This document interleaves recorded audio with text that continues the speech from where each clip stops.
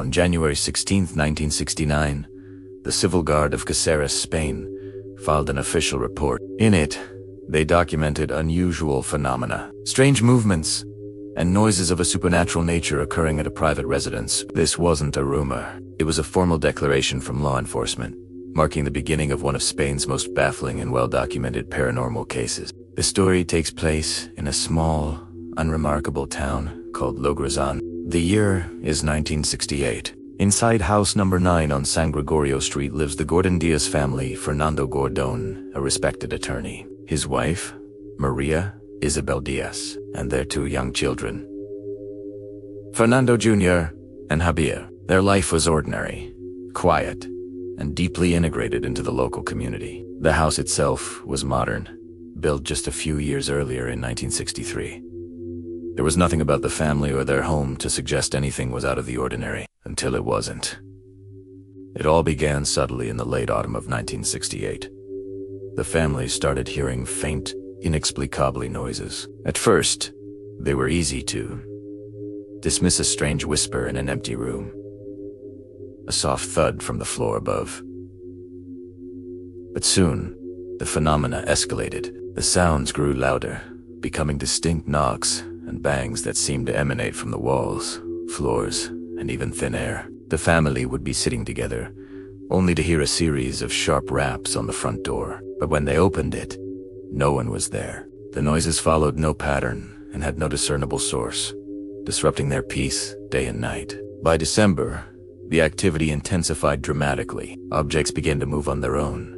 Kitchen utensils would fly off counters. A heavy sugar bowl slid across the dining table and crashed to the floor. Pictures fell from walls, and furniture would shift positions when no one was looking. The family's 2 young sons were often at the center of these events, but they were just as frightened as their parents. The disturbances were no longer just sounds. They were physical, tangible, and increasingly aggressive. The family was terrified. They tried to find rational explanations: drafts, structural issues, even pranks, but nothing made sense. The house was new, sealed tight, and there was no evidence of an intruder. Desperate and unable to find a logical cause, Fernando Gordon made a decision that was highly unusual for a man of his standing. He went to the local authorities. On January 15, 1969, he filed a formal complaint with the Logrosán Civil Guard. He wasn't reporting a crime in the traditional sense. He was reporting that his house was under siege by an invisible force. The officers, likely skeptical, agreed to investigate. That very night, 2 guards, Corporal Rafael Gil and Officer Juan Alvarez, arrived at the Gordon Diaz home. What they witnessed would become part of their official record. Inside the house, the officers experienced the phenomena firsthand. They heard loud, percussive noises that seemed to come from everywhere and nowhere at once. They watched as a hanger, suspended on a door, began to swing violently on its own. They searched the entire house meticulously, checking every room, every closet, the attic, and the cellar. They found nothing. No hidden devices, no structural flaws, no signs of a prankster. Their official report, filed the next day, confirmed the family's claims. They described the events as inexplicable and stated they could find no rational explanation for what they had witnessed. The involvement of the Civil Guard transformed the case from a private family matter into a public, officially documented mystery. The Civil Guard's report was just the beginning. The case attracted attention from journalists and paranormal investigators. Father Germán de Argumosa, a well-known Spanish Jesuit priest, led one of the most important investigations. He arrived in Logrosán with a team that included a physicist and an architect. Their goal was to scientifically analyze the phenomena and rule out all possible natural causes. The team conducted rigorous tests. They used sensitive microphones and recording equipment to capture the sounds. They checked for seismic activity, electromagnetic fluctuations, and even ultrasonic frequencies. The architect inspected the house's structure, confirming it was sound. The most compelling evidence from these investigations came from the audio recordings. The team captured hours of the strange noises. When analyzed, the recordings revealed something extraordinary. The sounds were not random. They often occurred in distinct, rhythmic patterns, like a coded message of 3 knocks, a pause, and then another 3 knocks.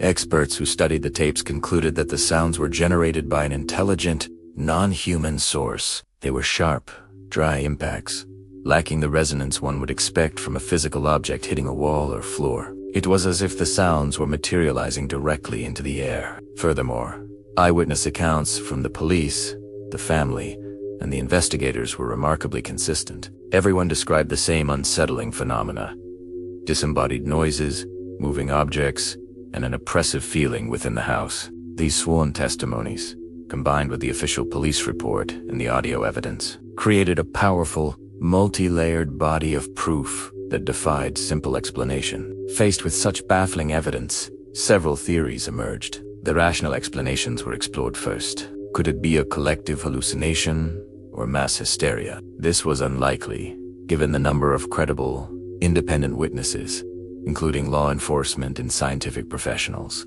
Could it be an elaborate hoax perpetrated by the family? This seemed improbable. Fernando Gordon was a respected lawyer with no motive to invent such a story, which brought him only distress and public scrutiny. Investigators also noted that the phenomena occurred even when the family members were under direct observation, making trickery nearly impossible. The idea of a poltergeist, a noisy spirit in paranormal lore, was the primary supernatural theory. This type of phenomenon is often linked to the presence of an adolescent, and some speculated the energy might be subconsciously generated by one of the young sons. However, this theory couldn't be proven and failed to explain the intelligent, responsive nature of the sounds. Ultimately, every theory, whether scientific or paranormal, fell short. No single explanation could account for all the verified facts of the case. The official conclusion was, in fact, that there was no conclusion. The Civil Guard closed their investigation by simply documenting the inexplicable events they had witnessed. Their report stands as a testament to the reality of the phenomena, even if the cause remains unknown. The scientific and parapsychological investigations also ended without a definitive answer. Father D'Argamosa and his team could only classify it as a genuine paranormal case, one of the most compelling they had ever encountered. The disturbances in the house eventually subsided, fading away as mysteriously as they had begun, leaving the Gordon Diaz family in peace but forever changed. The house on San Gregorio Street still stands today, a silent monument to an unsolved mystery. The Logrosán Case remains one of the most credible and unsettling paranormal events in Spanish history, precisely because it is so well documented.